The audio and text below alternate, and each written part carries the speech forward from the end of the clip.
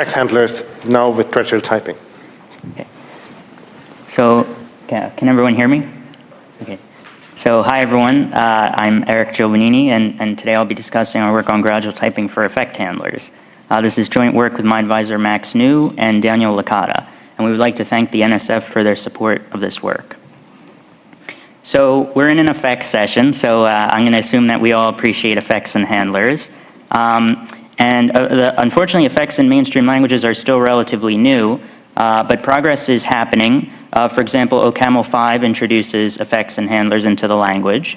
But progress is incremental, so OOPSLA currently lacks an effect typing system, that is, a system that tracks the effects a given part of the program may raise. And given that much of the interesting work on effects is related to effect typing systems, in order to bring that research to bear on an actual implementation, we would need to add effect typing system on top of the existing type system for OOPSLA. So before continuing, I just want to mention some important terminology that I'll use in the remainder of the talk.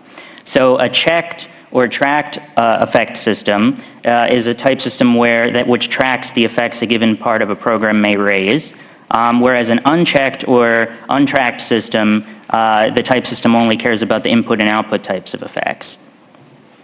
So going back to our motivating question, of retrofitting an effect typing system, this is certainly a non-trivial task, and we want to do this in a way that doesn't require programs to be rewritten from scratch in the new language. So in particular, we want interoperability between programs written in the original unchecked language and programs written in the new effect type system augmented language. And we want programmers to be able to incrementally migrate their code piece by piece from unchecked to checked style. And equally importantly, though, we want the parts of the code that do utilize the checked effect typing to enjoy the benefits of reasoning principles that this typing information gives us. So, we want the equations that we expect for effects and handlers to hold for the portions of the code base where the effects are checked.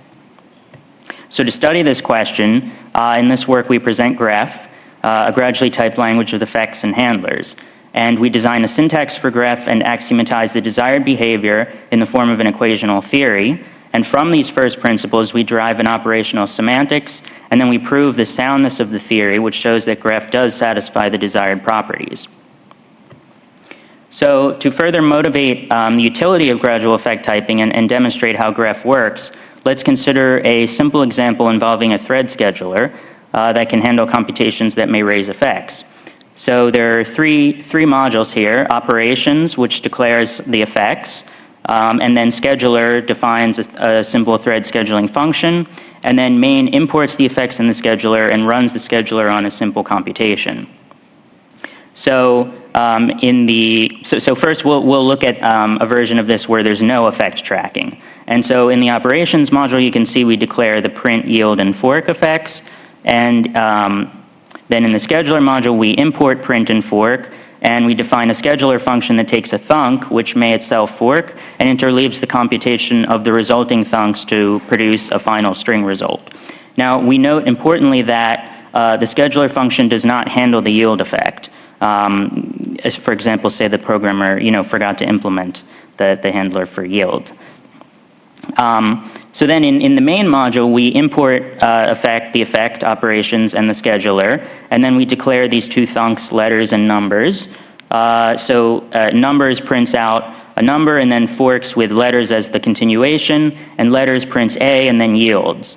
And then at the end, we call scheduler passing in numbers as the continuation. But so remember that the scheduler only handles fork and print, and so when we run this program, we're going to get an unhandled effect because letters will raise yield, but the scheduler didn't handle it, so it'll get propagated to the top of the call stack, and the program will be stuck. So the programmer, will likely have a tough time figuring out why the program is stuck, and this is where more precise effect tracking can help us. So now let's see what happens when we make part of the program more precise. So we're going to make the scheduler more precise, but leave operations and main modules imprecise. And we can do this because the language is gradual. So you can see that in operations, the only thing that changed is that we added this question mark on the function passed to fork, and this just indicates that we're not tracking what effects that it could raise. And so this is a sort of, we call this, a dynamic effect type. Now in scheduler, we do specify that the function passed to the scheduler may be able to fork or print, and that scheduler itself will not raise any effects. Now main is the same, except that note that we import scheduler, we keep that imprecise. So we, when we import it, we keep it as dynamic, and then the letters, numbers, and main functions are the same, and now we get a runtime error. So, the scheduler's argument yielded, but we can only accept fork and print, the definition of scheduler. So this is more helpful for the programmer to know, okay, what went wrong here. And then finally, we can make the main module fully static. We can say that it expects the scheduler to handle fork, yield, and print. And then we also specify that main has an empty effect type, which means that no uncalled effects will be propagated out of main. Now, when we do this, we'll actually get a compile time error here, because now the compiler knows, okay, you tried to import this, the scheduler with this type, but this is not allowed according to the definition in the other module, because it can only fork and print. So observe that, as we did this, we migrated gradually from fully unchecked to fully checked in an incremental fashion. And doing so did not alter the meaning of the program, except that, we caught the error, more quickly by transforming it from an implicit error, then to a runtime error, and finally to a compile time error. And furthermore, throughout this process, the fully tracked, fully untracked, and mixed modules were able to interoperate with one another at all times. So, now that we've seen kind of an example of what we want out of a gradually typed language for effects, I want to say a few words about gradual typing itself, more generally. So, gradually typed languages allow the programmer to combine static and dynamic typing disciplines in the same code base, and they support incremental gradual migration of a code base from dynamic to static style. Now, I should say in this general sense that, static and dynamic don't literally have to mean static and dynamic typing, like Java versus Python, say. But, the static and dynamic here is more general, and in fact, in our case, they're both statically typed languages in the usual sense. It's just that dynamic here means it lacks checked effects. So that's gradual typing, and then on top of that, sound gradually typed languages offer us type-based reasoning principles for the statically typed portions of the code base. Right.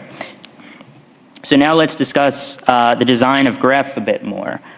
So GrEff consists of two pieces: a module language where we can declare, import, and export effects, and then a expression language where we can raise and handle those effects.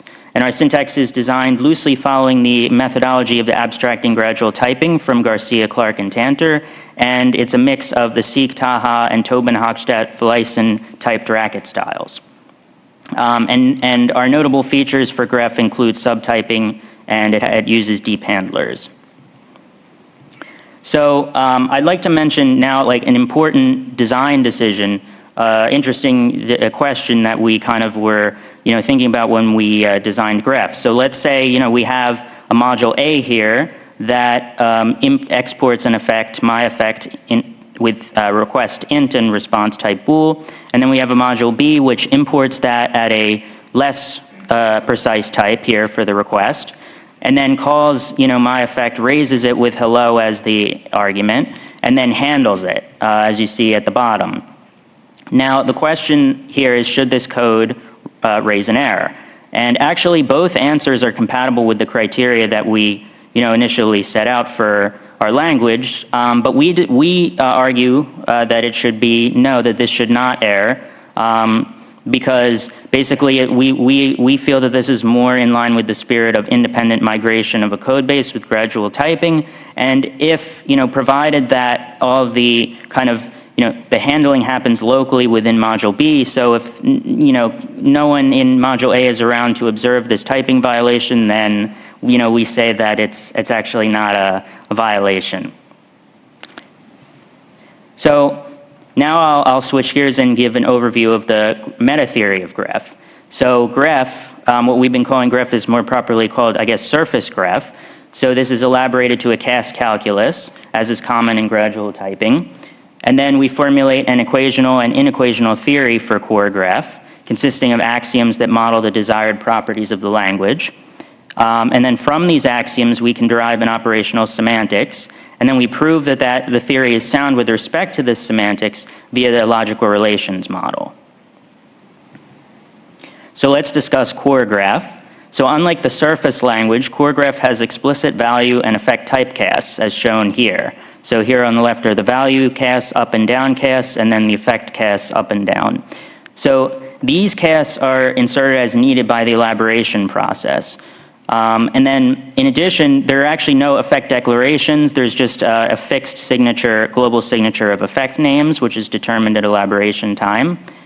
And lastly, there's a term representing runtime type error shown here. So now let's talk about the axioms. So in formulating the axioms, there were two kind of relations that we want to model here. First of all, we have the usual contextual equivalence for programs, which we're going to use to model reasoning principles for handlers in terms of optimizations. But we also want to model the situation where one term behaves the same as the other, except that it might err more. And in gradual typing, this is formalized as a syntactic ordering called term precision, which I'll discuss more on the next slide. And now from these axioms, we derive an operational semantics in the sense that we can prove the following theorem, which says that if m steps to n in the operational semantics, then m is provably equivalent to n via our axioms. And so this, in a sense, means that the reduction rules are determined by the axioms, because any observably different semantics would not satisfy this theorem, and then thus any different semantics must violate one of our equational principles. So I'll talk now about term precision. So this is a syntactic relation between terms m and n, and we say that m is more precise than n if the types in m are more precise than the types in n. So intuitively, this is intended to model the notion that m behaves the same as n, except that m may err more. And to axiomatize this, we follow the prior work of New, Licata, and Ahmed. And then we additionally include axioms specifying the relation between subtyping and casts. And then, you can see these in the rest of our equational theory in the paper. Just to show an example of an axiom that we include, this is a very simple one, but it just says that error is the most precise term. And this makes sense because term precision models the situation where one term errs more than the other, and as error always errs, it makes sense that then error should be, syntactically less than any term n. So then equivalence is intended to represent the usual program equalities we expect to hold. For example, beta and eta laws for function types. And for handlers, we have beta rules for handling a value, which you see here, and then also for handling arrays of a value.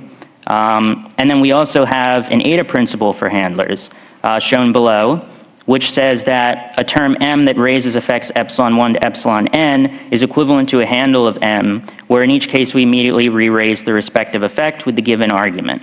And this is an example of a useful optimization principle by which compilers can remove unnecessary handlers. So here I'll just show, these are two of the, these are the rules basically for downcasting of, with effect casts of arrays. And I won't get into the details of these, but I will just say that deriving the correctness of these rules actually follows from a result that we're able to show from the axioms, which says that of all effect casts are equivalent to a handler.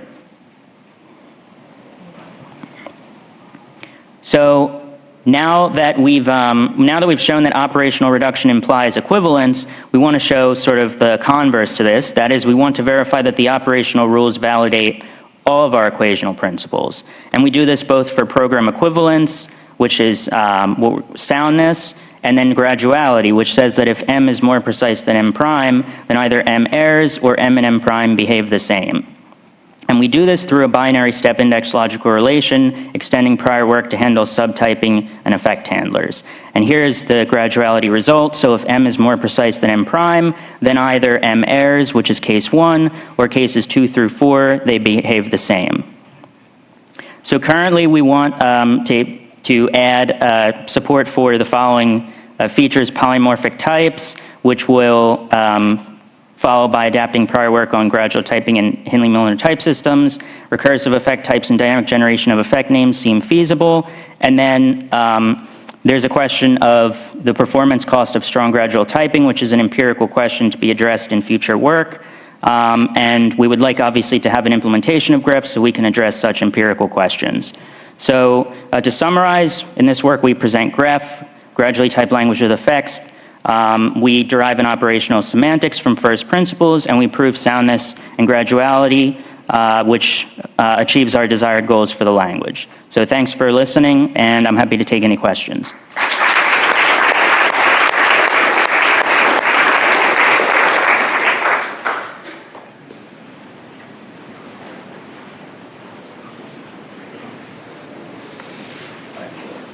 Thanks for the talk.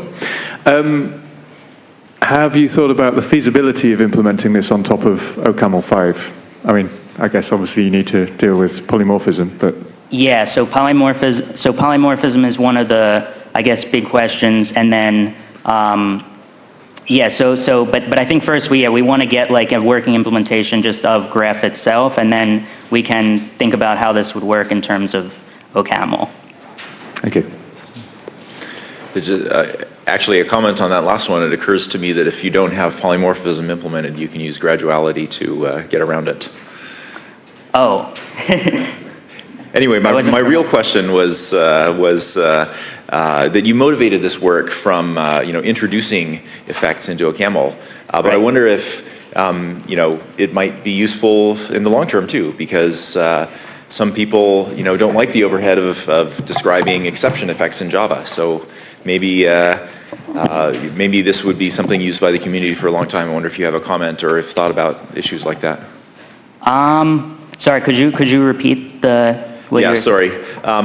Maybe some people will really want to have effects in the static type system OCaml, and maybe some people will indefinitely not want to use effect types, and so they will benefit. They might benefit from the graduality of your system in the longer term, not just in transition from one to the other. Yeah, that's interesting. So I think that the nice thing is that our system is sort of opt-in that you can choose not to annotate at all, and it'll be equivalent to sort of the original OCaml without the effect typing system. I don't know if that answers. Please join me in thanking the speaker again. Thanks.